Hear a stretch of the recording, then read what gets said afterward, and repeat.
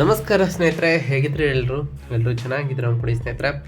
ಎಲ್ರಿಗೂ media update ಚಾನಲಿನ ಮತ್ತೊಂದು ವಿಡಿಯೋಕ್ಕೆ ತಮಗೆಲ್ಲರಿಗೂ ಸ್ವಾಗತ ಸುಸ್ವಾಗತ.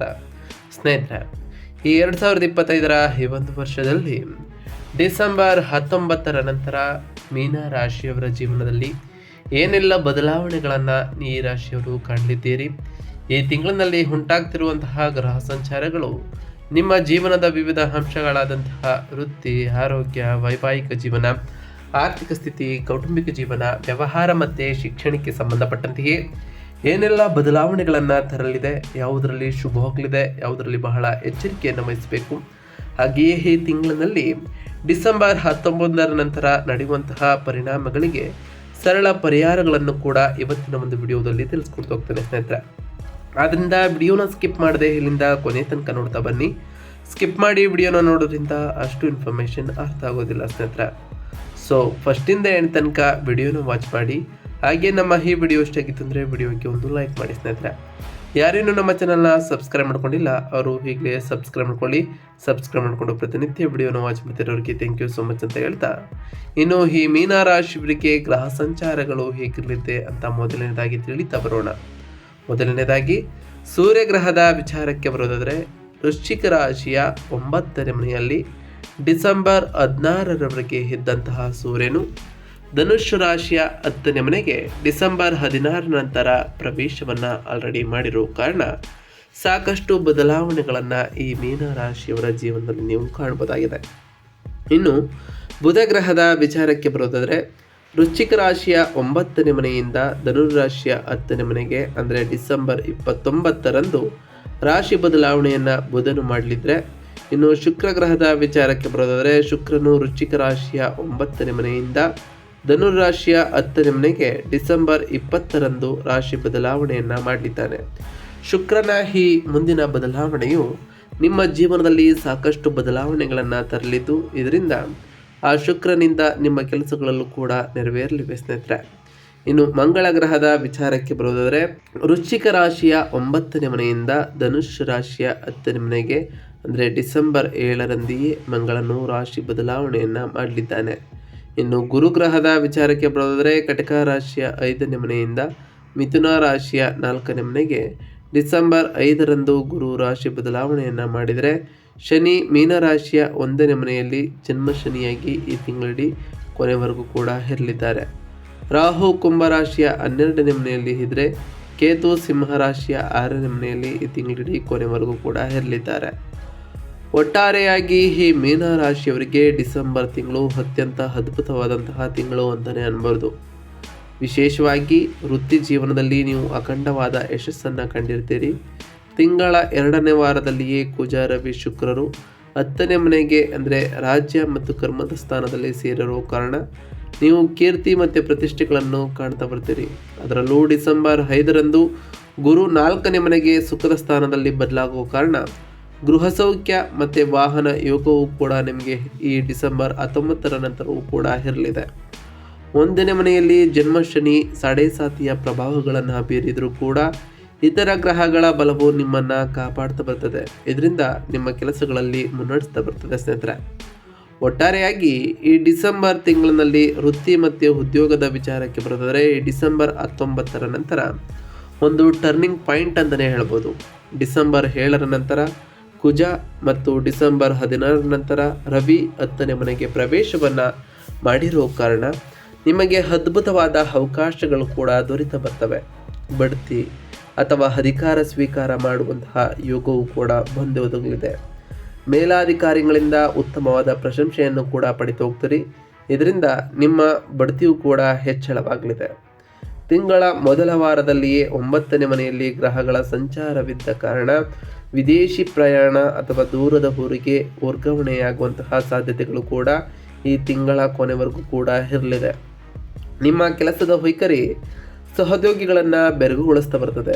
ಆದರೆ ಜನ್ಮ ಶನಿಯ ಕಾರಣದಿಂದಾಗಿ ಕೆಲಸದ ಒತ್ತಡ ಮತ್ತು ಆಯಾಸವೂ ಕೂಡ ಇರಲಿದೆ. ಆದರೂ ಫಲಿತಾಂಶ ಮಾತ್ರ ಅತ್ಯುತ್ತಮವಾಗಿರ್ತದೆ ಅಂತಲೇ ಹೇಳ್ಬೋದು ಈ ಡಿಸೆಂಬರ್ ತಿಂಗಳಿನಲ್ಲಿ. ಇನ್ನು ಈ ಮೀನ ರಾಶಿಯವರಿಗೆ ಫೈನಾನ್ಸ್ ವಿಚಾರದಲ್ಲಿ ಏನೆಲ್ಲ ಬದಲಾವಣೆಯನ್ನು ಕಾಣಲಿದ್ದೀರಿ ಅಂತ ನೋಡ್ತಾ ಬರೋದಾದರೆ, ಆರ್ಥಿಕವಾಗಿ ಫೈನಾನ್ಸ್ ವಿಚಾರದಲ್ಲಿ ಬಹಳ ಚೆನ್ನಾಗಿರಲಿದೆ ಅಂತಲೇ ಹೇಳ್ಬೋದು. ವೃತ್ತಿಯಲ್ಲಿನ ಏಳಿಗೆಯಿಂದ ಉತ್ತಮವಾದ ಆದಾಯವನ್ನು ಕೂಡ ಕಾಣ್ತಾ ಬರ್ತೀರಿ. ಆದಾಯದ ವಿಚಾರಕ್ಕೆ ಬರೋದಾದರೆ ಉದ್ಯೋಗದಲ್ಲಿ ವೇತನ ಹೆಚ್ಚಳ ಅಥವಾ ಬೋನಸ್ ಪಡೆಯುವಂತಹ ಸಾಧ್ಯತೆ ಇದೆ. ಇದರಿಂದ ಉತ್ತಮವಾದ ಗಳಿಕೆಯನ್ನು ಕೂಡ ಕಾಣ್ತಾ ಬರ್ತೀರಿ. ಪೂರ್ವಿಕರ ಆಸ್ತಿಯಿಂದಲೂ ಕೂಡ ಲಾಭ ಸಿಗುವಂತಹ ಚಾನ್ಸಸ್ ಕೂಡ ಎದುರಾಗಲಿದೆ ಸ್ನೇಹಿತರೆ. ಇನ್ನು ಖರ್ಚುಗಳ ವಿಚಾರಕ್ಕೆ ಬರೋದಾದರೆ 12ನೇ ಮನೆಯಲ್ಲಿ ರಾಹು, 4ನೇ ಮನೆಯಲ್ಲಿ ಗುರು ಇರೋ ಕಾರಣ ಮನೆಯ ಸಂಬಂಧಪಟ್ಟಂತಹ ಖರ್ಚುಗಳು ಕೂಡ ಹೆಚ್ಚಾಗ್ತಾ ಬರ್ತದೆ. ಗೃಹೋಪಯೋಗಿ ವಸ್ತುಗಳು ಅಥವಾ ವಾಹನ ಖರೀದಿಗಾಗಿ ಹೆಚ್ಚು ಹಣ ಖರ್ಚನ್ನು ಮಾಡ್ತಾ ಹೋಗ್ತೀರಿ ಸ್ನೇಹಿತರೆ.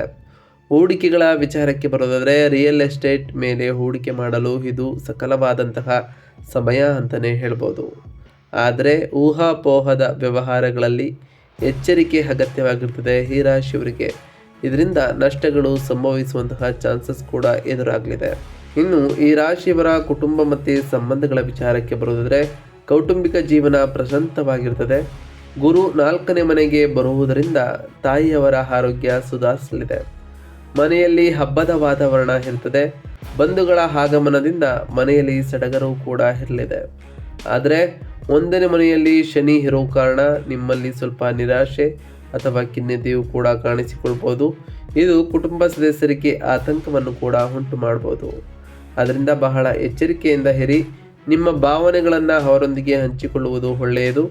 ಜೀವನ ಸಂಗಾತಿಯೊಂದಿಗೆ ಬಾಂಧವ್ಯವು ಕೂಡ ಉತ್ತಮವಾಗಿರಲಿದೆ ಅಂತ ಹೇಳ್ಬೋದು ಸ್ನೇಹಿತರೆ.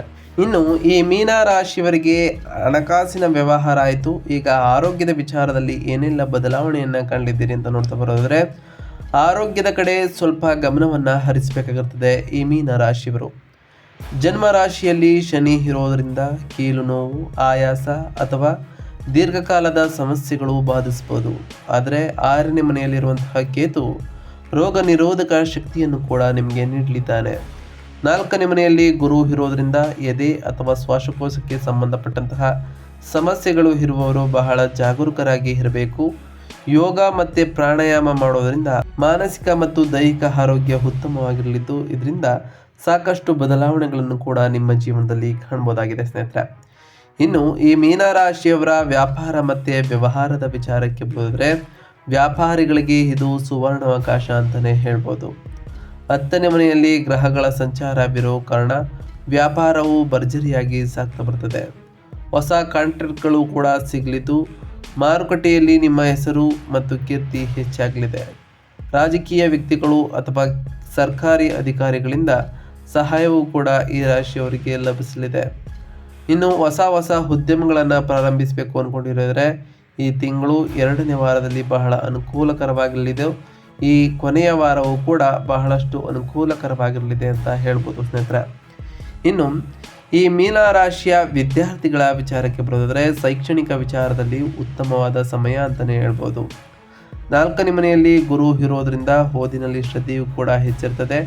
ವಿಶೇಷವಾಗಿ ಶಾಲಾ ವಿದ್ಯಾರ್ಥಿಗಳಿಗೆ ಮತ್ತು ಪದವಿ ಓದುತ್ತಿರುವವರಿಗೆ ಅನುಕೂಲಕರವಾದಂತಹ ಫಲಿತಾಂಶಗಳು ಕೂಡ ಸಿಗಲಿದೆ. ಅದರಲ್ಲೂ ಸ್ಪರ್ಧಾತ್ಮಕ ಪರೀಕ್ಷೆಗಳಿಗೆ ತಯಾರಾಗುತ್ತಿರುವವರು ಯಶಸ್ಸನ್ನು ಸಾಧಿಸ್ತಾರೆ. ತಾಂತ್ರಿಕ ಶಿಕ್ಷಣ ಕಲಿಯುತ್ತಿರುವವರಿಗೆ 10ನೇ ಮನೆಯ ಕುಜ ಅದ್ಭುತ ಫಲಿತಾಂಶಗಳನ್ನು ನಿಮಗೆ ನೀಡಲಿದ್ದು ಒಂದಿಷ್ಟು ಸಕಾರಾತ್ಮಕ ಬದಲಾವಣೆಗಳನ್ನು ಕಾಣ್ಬೋದು ಅಂತ ಹೇಳ್ಬೋದು ಸ್ನೇಹಿತರೆ. ಏಕೆಂದರೆ ಇದರಿಂದ ಸಾಕಷ್ಟು ಬದಲಾವಣೆಗಳನ್ನು ಕೂಡ ನಿಮ್ಮ ಜೀವನದಲ್ಲಿ ಕಾಣ್ಬೋದಾಗಿದೆ. ಅದರಲ್ಲೂ ಈ ಟೈಮ್ನಲ್ಲಿ ಹೊಸ ಕೌಶಲ್ಯಗಳನ್ನು ಕಲಿಬೇಕು ಅಂದ್ಕೊಂಡಿರೋರಿಗೂ ಕೂಡ ಈ ತಿಂಗಳು ಬಹಳ ಅನುಕೂಲಕರವಾಗಿರಲಿದ್ದು ಇದರಿಂದ ನಿಮ್ಮ ಭವಿಷ್ಯವನ್ನು ನೀವು ವೃದ್ಧಿ ಮಾಡಿಕೊಳ್ಬೋದಾಗಿದೆ. ಒಟ್ಟಾರೆಯಾಗಿ ಈ ಡಿಸೆಂಬರ್ ತಿಂಗಳು ಈ ಮೀನ ರಾಶಿಯವರಿಗೆ ಒಂದಿಷ್ಟು ಸಕಾರಾತ್ಮಕ ಬದಲಾವಣೆಗಳ ಜೊತೆಗೆ ಒಂದಿಷ್ಟು ಎಚ್ಚರಿಕೆಯ ಸೂಚನೆಗಳನ್ನು ಕೂಡ ಈ ರಾಶಿಯವರಿಗೆ ತಿಳಿಸ್ಕೊಡ್ತಾ ಬರ್ತದೆ. ಈ ಡಿಸೆಂಬರ್ 19ರ ನಂತರ ಗ್ರಹಗಳ ಅನುಕೂಲಕ್ಕಾಗಿ ಮತ್ತು ಶುಭ ಫಲಗಳಿಗಾಗಿ ಏನೆಲ್ಲ ಪರಿಹಾರ ಕ್ರಮಗಳನ್ನು ಮಾಡಬೇಕು ಅಂತ ಒಂದೊಂದಾಗಿ ತಿಳಿಸ್ಕೊಡ್ತಾ ಹೋಗ್ತೇನೆ. ಗಮನ ಬಿಟ್ಟು ನೋಡ್ತಾ ಬನ್ನಿ ಸ್ನೇಹಿತರೆ. ಶನಿ ದೋಷ ನಿವಾರಣೆಗಾಗಿ ಅಂದರೆ ಜನ್ಮ ಶನಿಯ ಸಾಡೇಸಾತಿ ಪ್ರಭಾವವನ್ನು ತಗ್ಗಿಸಲು ಪ್ರತಿ ಶನಿವಾರದಂದು ಆಂಜನೇಯ ಸ್ವಾಮಿಯನ್ನು ದರ್ಶಿಸಿ ಅಥವಾ ಹನುಮಾನ್ ಚಾಲಿಸವನ್ನು ಪಠಿಸಿ ಸ್ನೇಹಿತರೆ. ಇದರಿಂದ ಆ ಹನುಮಂತನ ಕೃಪೆಗೂ ಕೂಡ ನೀವು ಪಾತ್ರರಾಗಬಹುದಾಗಿದೆ.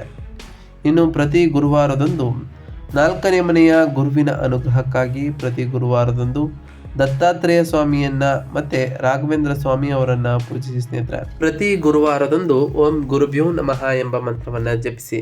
ನಿಮಗೆ ಸಾಧ್ಯವಾದರೆ ಬಡವರಿಗೆ ನಿಮ್ಮ ಕೈಲಾದಷ್ಟು ದಾನವನ್ನ ಮಾಡಿ ಸ್ನೇಹಿತರೆ. ಇದರಿಂದ ಸಾಕಷ್ಟು ಬದಲಾವಣೆಗಳನ್ನ ಕಾಣಬಹುದಾಗಿದೆ. ಇನ್ನು ರಾಹು ಗ್ರಹದ ಪರಿಹಾರಕ್ಕಾಗಿ 12ನೇ ಮನೆಯಲ್ಲಿ ರಾಹು ಇರೋದ್ರಿಂದ ನಿದ್ರಾಹೀನತೆ ಸಮಸ್ಯೆ ಇದ್ದರೆ ಮಲಗುವ ಮುನ್ನ ಧ್ಯಾನವನ್ನ ಮಾಡಿ ಮಲಗಿ ಸ್ನೇಹಿತರೆ. ಇದರಿಂದ ಆ ರಾಹುವಿನ ಪ್ರಭಾವವು ಕೂಡ ಕಡಿಮೆ ಆಗಲಿದ್ದು ನಿಮ್ಮ ನಿದ್ರೆಯೂ ಕೂಡ ಉತ್ತಮವಾಗಿ ಬರಲಿದೆ. ಇನ್ನು ಶಿವಾರಾಧನೆಯ ವಿಚಾರಕ್ಕೆ ಬರೋದ್ರೆ ಮಾನಸಿಕ ಶಾಂತಿ ಮತ್ತು ಆರೋಗ್ಯಕ್ಕಾಗಿ ಪ್ರತಿ ಸೋಮವಾರದಂದು ಶಿವನಿಗೆ ಅಭಿಷೇಕವನ್ನ ಮಾಡಿ. ಇದರಿಂದ ಸಾಕಷ್ಟು ಬದಲಾವಣೆಗಳನ್ನು ಕೂಡ ಈ ರಾಶಿಯವರು ನಿಮ್ಮ ಜೀವನದಲ್ಲಿ ಕಾಣಬಹುದಾಗಿದೆ ಸ್ನೇಹಿತರೆ. ಪ್ರತಿ ಸೋಮವಾರದಂದು ಓಂ ನಮಃ ಶಿವಾಯ ಎಂಬ ಮಂತ್ರವನ್ನ ಜಪಿಸಿ. ಪ್ರತಿ ಶನಿವಾರದಂದು ಆ ಶನಿದೇವರ ಜಪವನ್ನ ಮಾಡಿ ಸ್ನೇಹಿತರೆ. ಓಂ ಶಂ ಶನೈಶ್ವರಾಯ ನಮಃ ಎಂಬ ಮಂತ್ರವನ್ನು ಜಪಿಸುವುದರ ಜೊತೆಗೆ ಶನಿದೇವರಿಗೆ ಪ್ರಿಯವಾಗಿರುವಂತಹ ಕಪ್ಪು ಎಳ್ಳಿನ ಬತ್ತಿಯನ್ನು ಶನಿದೇವರ ದೇವಸ್ಥಾನದಲ್ಲಿ ಹಚ್ಚೋದ್ರಿಂದ ಆ ಶನಿದೇವರ ಸಕಾರಾತ್ಮಕ ಪ್ರಭಾವಕ್ಕೆ ನೀವು ಒಳಗಾಗಬಹುದಾಗಿದೆ. ಪ್ರತಿ ಶುಕ್ರವಾರದಂದು ತಾಯಿ ಜಗನ್ಮಾತೆಯಾದಂತಹ ಲಕ್ಷ್ಮೀ ದೇವಿಗೆ ಪೂಜೆಯನ್ನು ಸಲ್ಲಿಸಿ ಸ್ನೇಹಿತರೆ. ಲಕ್ಷ್ಮೀ ದೇವಿಗೆ ಪ್ರಿಯವಾಗಿರುವಂತಹ ಬಿಳಿ ಹೂಗಳನ್ನು ಅರ್ಪಿಸಿ ಪೂಜೆಯನ್ನು ಸಲ್ಲಿಸೋದ್ರಿಂದ ಆ ಲಕ್ಷ್ಮೀ ದೇವಿಯ ಕೃಪೆಗೂ ಕೂಡ ನೀವು ಪಾತ್ರರಾಗಬಹುದಾಗಿದೆ. ಇದರಿಂದ ನಿಮ್ಮ ಮನೆಯಲ್ಲಿ ಸುಖ ಸಮೃದ್ಧಿಯ ಜೊತೆಗೆ ಸಂಪತ್ತು ಕೂಡ ಹೆಚ್ಚಾಗಲಿದೆ.